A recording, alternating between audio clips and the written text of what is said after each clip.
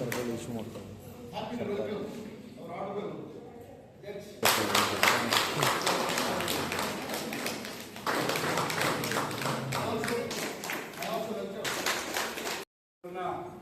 ಉಪಯೋಗಿಸ್ಕೊಳ್ಬಹುದು ಅನ್ನುವ ಒಂದು ವಿಚಾರಗಳನ್ನು ತಿಳಿಸಿಕೊಳ್ಳಲಿಕ್ಕಾಗಿ ಈ ಒಂದು ಕಾರ್ಯಾಗಾರವನ್ನು ತಾಲೂಕು ಮಟ್ಟದಲ್ಲಿ ಈ ಒಂದು KGF ವಕೀಲರ ಈ ಭವನದಲ್ಲಿ ಆಯೋಜನೆ ಮಾಡಲಾಗಿದೆ.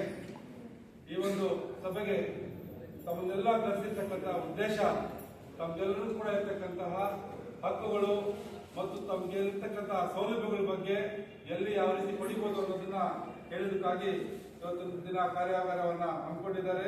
ಈ ಒಂದು ಕಾರ್ಯಾಗಾರಕ್ಕೆ ಆಗಮಿಸಿರ್ತಕ್ಕಂಥ ಎಲ್ಲರ ಗಣ್ಯರಿಗೂ ತಮಗೂ ಮತ್ತೊಮ್ಮೆ ಸ್ವಾಗತಿಸ್ತಾ ಎಲ್ಲ ಗಣ್ಯರು ವೇದಿಕೆ ಮೇಲೆ ಇರ್ತಕ್ಕಂಥವರು ದೀಪ ಬೆಳಗುವುದರ ಮುಖಾಂತರ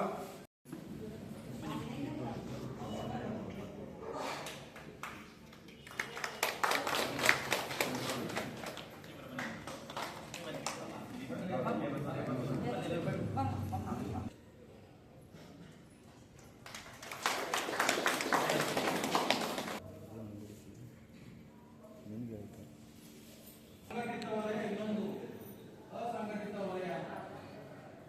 ಸಂಘಟಿತ ವಲಯ ಅಂದ್ರೆ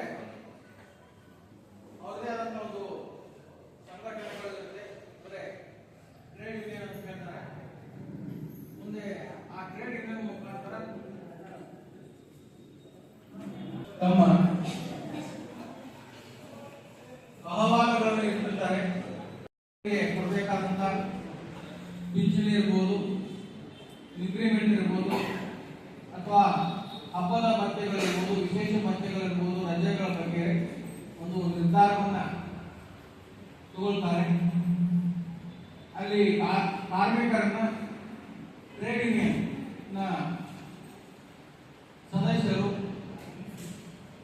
ಪ್ರತಿನಿಧಿಸ್ತಾ ಇರ್ತಾರೆ. ಹೀಗಾಗಿ ಅಲ್ಲಿ ಕಾರ್ಮಿಕರಿಗೆ ಧ್ವನಿ ಇರುತ್ತೆ. ಅವ್ರನ್ನ ಮಾಲೀಕರನ್ನ ಪ್ರಶ್ನೆ ಮಾಡುವಂತ ಒಂದು ಹಕ್ಕಿರುತ್ತೆ. ಮತ್ತೆ ಅವರಿಗೆ ಸರ್ಕಾರದ ಯೋಜನೆಗಳಿಂದ, ಕಾನೂನುಗಳಿಂದ ಸಿಗಬೇಕಾದಂತ ಲಾಭವನ್ನು ಪಡ್ಕೊಳ್ಳಿಕ್ಕೆ ಅವಕಾಶ ಇರುತ್ತೆ. ಆದರೆ ಅಸಂಘಟಿತ ವಲಯದಲ್ಲಿ ಈ ತರ ಒಂದು ಟ್ರೇಡ್ ಯೂನಿಯನ್ ಇರಲ್ಲ, ಸಂಘಟನೆಗಳು ಇರಲ್ಲ. ಹೀಗಾಗಿಬಿಟ್ಟು ಅವರ ಬೇಡಿಕೆಗಳನ್ನ ಕೇಳುವವರು ಇರಲ್ಲ, ಮತ್ತೆ ಅವರಲ್ಲಿ ನೇತೃತ್ವ ವಹಿಸಿಕೊಂಡು ಹೇಳೋರು ಯಾರಿರಲ್ಲ. ಹೀಗಾಗಿ ಕಾರ್ಮಿಕರು, ಅಸಂಘಟಿತ ವಲಯದಲ್ಲಿ ಕೆಲಸ ಮಾಡುವಂತಹ ಕಾರ್ಮಿಕರು ಸಾಕಷ್ಟು ತೊಂದರೆಗಳನ್ನು ಅನುಭವಿಸ್ತಾ ಇರ್ತಾರೆ. ಅವರಿಗೆ ನಿರ್ದಿಷ್ಟ ಕೂಲಿ ಇರುವುದಿಲ್ಲ, ಕೆಲಸದ ಅವಧಿ ನಿಗದಿತವಾಗಿರುವುದಿಲ್ಲ, ಯಾವುದೇ ರೀತಿಯ ವಿಮಾ ಸೌಲಭ್ಯ ಇರುವುದಿಲ್ಲ, ವೈದ್ಯಕೀಯ ಸೌಲಭ್ಯಗಳು ಇರುವುದಿಲ್ಲ.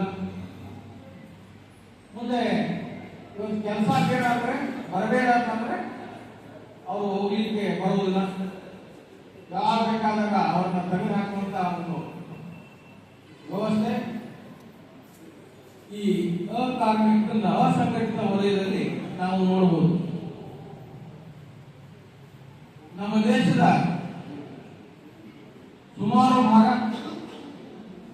ಅಸಂಘಟಿತ ವಲಯದಲ್ಲಿ ಕಾರ್ಮಿಕರು ದುಡಿತಾ ಇರ್ತಾರೆ. ಕೃಷಿ ಕೂಲಿ ಕಾರ್ಮಿಕರು, ಗೃಹ ಸಣ್ಣ ಮತ್ತು ಗೃಹ ಉದ್ಯಮಗಳ ಕಾರ್ಮಿಕರಾಗಿರ್ಬೋದು. ಅಂದ್ರೆ ಎಲ್ಲರೂ ಬಂದ್ಬಿಡ್ತಾರೆ. ಒಂದು ಸೈಕಲ್ ಅಂಗಡಿಯಲ್ಲಿ ಪಂಚರ್ ಹಾಕೊಂಡು ಇರ್ಬೋದು, ಅಥವಾ ಒಂದು ಬೇರೆ ಹಾಲು ಹಾಕೋನು, ಪೇಪರ್ ಹಾಕೋನು, ಬಸ್ ಪಿಲ್ಲರ್ ಆಗಿರ್ಬೋದು, ಅಥವಾ ಗಾರ್ಬೇಜ್ ತೆಗೆಯೋನು, ಹೀಗೆ ನಾನಾ ರೀತಿಯಲ್ಲಿ ಒಂದು ಅಸಂಘಟಿತ ವಲಯದಲ್ಲಿ ಕಾರ್ಮಿಕರು ಕೆಲಸ ಮಾಡ್ತಾ ಇರ್ತಾರೆ.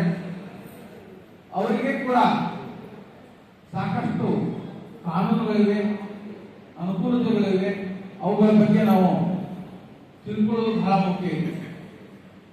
ಒಂದನೇದಾಗಿ ಕಾರ್ಮಿಕ ಇಲಾಖೆಯಿಂದ ಅವರಿಗೆ ಕೊಡ್ತಿರುವಂತಹ ಒಂದು ಸೌಲಭ್ಯಗಳು ಏನು ಅನ್ನೋದನ್ನ ನಾವು ಈ ಸಂದರ್ಭದಲ್ಲಿ ತಿಳ್ಕೊಳ್ಳೋಣ. 3 ವರ್ಷದವರೆಗೆ ಸದಸ್ಯತ್ವ ಹೊಂದಿ 60 ವರ್ಷ ಮೀರಿದಂತ ಎಲ್ಲ ನೋಂದಾಯಿತ ಫಲಾನುಭವಿಗಳು ಅಂದ್ರೆ ನೀವು ಕಾರ್ಮಿಕರಾಗಿ ಅವರ ಇಲಾಖೆಯಲ್ಲಿ ನೋಂದಣಿ ಮಾಡ್ಕೊಂಡಿರ್ಬೇಕು ಅಂತ ಎಲ್ಲ 60 ವರ್ಷ ಮುಗಿಸಿದಂತ ಅಂದ್ರೆ 60 ವರ್ಷ ಅಂದ್ರೆ ಈಗ ನಾವು ಸರ್ಕಾರಿ ನೌಕರರಾದ್ರೆ 60 ವರ್ಷಕ್ಕೆ ಪೆನ್ಷನ್ ಸಿಗುತ್ತೆ. ಆದ್ರೆ ನೀವೇನ್ ತಿಳ್ಕೊಂಡ್ರೆ ನಮಗೆ ಪೆನ್ಷನ್ ನಮ್ಗೆ ಯಾರು ನೌಕರಿ ಕೊಡ್ತಾರೆ ಅನ್ನೋದು ನಿಮ್ಮಲ್ಲಿ ಭಾವನೆ ಇರುತ್ತೆ. ಆದ್ರೆ ನಿಮಗೂ ಕೂಡ 60 ವರ್ಷ ಆದ ನಂತರ ನೋಂದಣಿ ಮಾಡ್ಕೊಂಡಿದ್ರೆ ಒಂದು ಪೆನ್ಷನ್ ವ್ಯವಸ್ಥೆ ನಿಮಗೂ ಕೂಡ ಇದೆ. ಇದರ ಲಾಭವನ್ನು ಕೂಡ ನೀವು ಪಡ್ಕೊಳ್ಳಿಕ್ಕೆ ಅವಕಾಶ ಇದೆ. ಈಗ ನಮಗೆಲ್ಲ ಗೊತ್ತಿದೆ, ಸರ್ಕಾರಿ ನೌಕರ ನಿವೃತ್ತಿ ಆದ ನಂತರ ಆತ ಏನಾದರೂ ತಿಳ್ಕೊಂಡ್ರೆ ಆತನ ಹೆಂಡತಿಗೆ ಒಂದು ಪೆನ್ಷನ್ ಬರ್ತಾ ಇದೆ. ಆ ಸೌಲಭ್ಯ ಕೂಡ ನಿಮಗೆ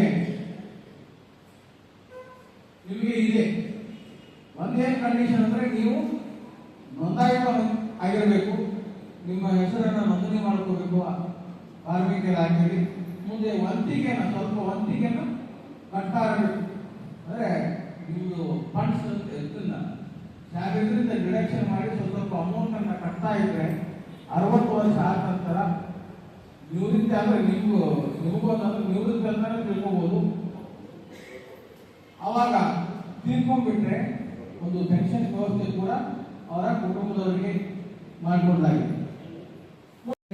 ಆ ತಾಯಿ ಮಗುವನ್ನ ರಕ್ಷಣೆ ಮಾಡುವಂತ ಜವಾಬ್ದಾರಿ ಕೂಡ ಆ ಇಲಾಖೆ ಮೇಲಿದೆ. 3 ವರ್ಷಗಳವರೆಗೆ ವಾರ್ಷಿಕ ಸಹಾಯಧನವನ್ನು ಆ ಇಲಾಖೆಯಿಂದ ಕೊಡಲಾಗುತ್ತದೆ.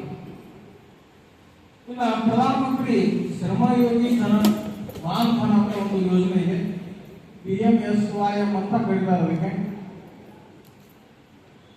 ಈ ಯೋಜನೆಯಲ್ಲಿ ನೀವು ಫಲಾನುಭವಿ ಆಗಿರ್ಬೇಕಾದ್ರೆ ನೀವು ಅಸಂಘಟಿತ ವಲಯದ ಕಾರ್ಮಿಕರಾಗಿರ್ಬೇಕು, 18ರಿಂದ 40 ವರ್ಷ ವಯಸ್ಸಿನ ಒಳಗೆ ಇರಬೇಕು, ನಿಮ್ಮ ವಾರ್ಷಿಕ ಆದಾಯ 15,000ಕ್ಕಿಂತ ಕಡಿಮೆ ಇರಬೇಕು, ಮತ್ತೆ ನೀವು ಆದಾಯ ತೆರಿಗೆ ಪಾವತಿದಾರ ಆಗಿರಬಾರ್ದು ಅಥವಾ ಬೇರೆ ಯಾವ ESI PF ಇವುಗಳ ಮೆಂಬರ್ಶಿಪ್ ಹೊಂದಿರಬಾರ್ದು. ನೀವು ಈ ಕಾಮನ್ ಸರ್ವಿಸ್ ಸೆಂಟರ್ಸ್ ಅಂತ ಕೆಲವು ಕಡೆ ಇವೆ, ಅಲ್ಲಿ ನೀವು ಅಸಂಘಟಿತ ಕಾರ್ಮಿಕರು ನೋಂದಣಿ ಮಾಡ್ಕೊಳ್ಳಿಕ್ಕೆ ಅವಕಾಶ ಇದೆ. ಅದಕ್ಕೆ ಅದರದಾದಂಥ ಒಂದು ವೆಬ್ಸೈಟ್ ಇದೆ. ಮುಂದೆ ಈ ಯೋಜನೆಯ ಲಾಭ ಏನಂದ್ರೆ ನಿಮ್ಮ ನಿವೃತ್ತಿ ಆದ ನಂತರ ಪ್ರತಿ ತಿಂಗಳು ಕನಿಷ್ಠ 3,000 ರೂಪಾಯಿ ನಿಮಗೆ ತಿಂಗಳಿಗೆ ಪೆನ್ಷನ್ ಬರುತ್ತೆ. ಮುಂದೆ ನೀವು ಆ ಸ್ಕೀಮ್ನಿಂದ 10 ವರ್ಷದ ಒಳಗೆ ನೀವು ಅಲ್ಲಿಂದ ಹೊರಗಡೆ ಬಂದ್ರೆ ಅವಾಗ ನೀವು ಕಟ್ಟಿರುವಂತ ಅಮೌಂಟಿಗೆ 6% ಬಡ್ಡಿಯನ್ನ ಸಮೇತ ನಿಮ್ಮ ಅಮೌಂಟ್ ಅನ್ನು ವಾಪಸ್ ಕೊಡ್ತಾರೆ. 10 ವರ್ಷ ಅಥವಾ ಅದಕ್ಕಿಂತ ಹೆಚ್ಚು ಅವಧಿ ನಂತರ ನೀವು ಅಲ್ಲಿಂದ ಅಂದ್ರೆ ಆ ಸ್ಕೀಮ್ನಿಂದ ನೀವು ನಿರ್ಗಮಿಸಿದರೆ ನಿಮಗೆ ನಿಮ್ಮ ಸೇವಿಂಗ್ಸ್ ಅಥವಾ FDಗಳ ಮೇಲೆ ಇಲ್ಲಿ ಬಡ್ಡಿ ಇರುತ್ತೆ, 7-8% ಇರಬಹುದು. ಅಷ್ಟು ನಿಮಗೆ ಬಡ್ಡಿ ಸಮೇತ ಆ ಹಣವನ್ನು ವಾಪಸ್ ಕೊಡಲಾಗುತ್ತೆ. ಮುಂದೆ ನೀವು ಕಂಟಿನ್ಯೂಸ್ ಆಗಿ ಕಾಯ್ದೆಗಳ ಬಗ್ಗೆ ಮಾಹಿತಿ ನೀಡಲು ಮತ್ತೆ ಅವರಿಗೆ ಇರುವ ಹಕ್ಕುಗಳ ಬಗ್ಗೆ ಮತ್ತು ಸೌಲಭ್ಯಗಳ ಬಗ್ಗೆ ಅರಿವು ಮೂಡಿಸಲು ಹಮ್ಮಿಕೊಂಡಿರುವ ಈ ಕಾರ್ಯಕ್ರಮದ ಉದ್ಘಾಟನೆಯನ್ನು ನೆರವೇರಿಸಿಕೊಟ್ಟ ನಮ್ಮ ಜಿಲ್ಲಾ ನಿರ್ದೇಶಕರಾದ ಪಾದಮಿಸ ಇದೆ. ವೇದಿಕೆ ಮೇಲೆ ಹಸಿರಾಗಿರುವ ನನ್ನ ಸಹೋದರಿಯರೇ, ವಕೀಲ ಸಂಘದ ಅಧ್ಯಕ್ಷರೇ, ಉಪಾಧ್ಯಕ್ಷರೇ, ಜಂಟಿ ಕಾರ್ಯದರ್ಶಿಗಳೇ, ಕಾರ್ಮಿಕ ನಿರೀಕ್ಷಕರೇ, ಈ ಕಾರ್ಯಕ್ರಮದ ಕೇಂದ್ರ ಬಿಂದುವಾಗಿರುವ ತಾವೆಲ್ಲ ಕಟ್ಟಡ ಕಾರ್ಮಿಕರೇ, ಪತ್ರಿಕಾ ಸಾಹೇಬರು ಈಗಾಗಲೇ ಸಾಕಷ್ಟು ಈ ಕಾರ್ಯಕ್ರಮದ ಬಗ್ಗೆ ಸವಿಸ್ತಾರವಾಗಿ ಎಲ್ಲ ಹೇಳ್ಕೊಟ್ಟಿದ್ದಾರೆ. ಅವೆಲ್ಲ ಸೇರೋದು ಇವತ್ತು ಇಲ್ಲಿ ನಿಮ್ಮ ಹಕ್ಕುಗಳ ಬಗ್ಗೆ ತಿಳ್ಕೊಳ್ಳಿ. ನಿಮಗೆ ಸರ್ಕಾರದಿಂದ ಕಾನೂನು ಅಡಿಯಲ್ಲಿರುವ ಸೌಲಭ್ಯಗಳ ಬಗ್ಗೆ ತಿಳ್ಕೊಳ್ಳಲು ನೀವೆಲ್ಲ ಸೇರೋದು. ಹಾಗಾಗಿ ಇಲ್ಲಿ ನಿಮಗಾಗಿ ಇರುವ ಸೌಲಭ್ಯಗಳ ಬಗ್ಗೆ ಏನೆಲ್ಲ ಮಾಹಿತಿ ಕೊಡ್ತಾರಲ್ಲ ಅದನ್ನು ನೀವು ಚೆನ್ನಾಗಿ ಅರ್ಥ ಮಾಡ್ಕೋಬೇಕು.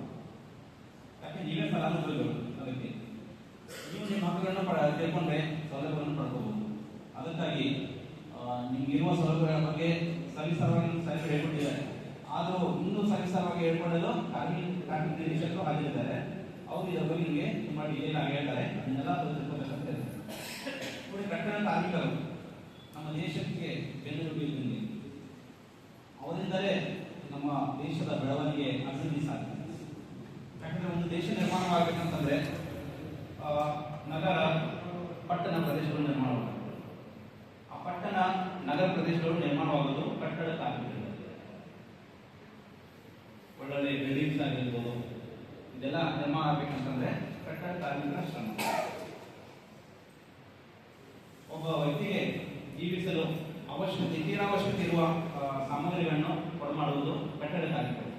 ಉದಾಹರಣೆ ಹೇಳ್ಬೇಕಂತಂದ್ರೆ ನಾವು ವಾಸಿಸುವ ಮನೆ, ಅದನ್ನೆಲ್ಲ ಕಟ್ಟಿರೋದು ಕಟ್ಟಡ ಕಾರ್ಮಿಕರು. ನಾವು ಚಲಿಸುವ ರಸ್ತೆ, ಇದನ್ನೆಲ್ಲ ಕಟ್ಟುವುದು ಕಟ್ಟಡ ಕಾರ್ಮಿಕರು.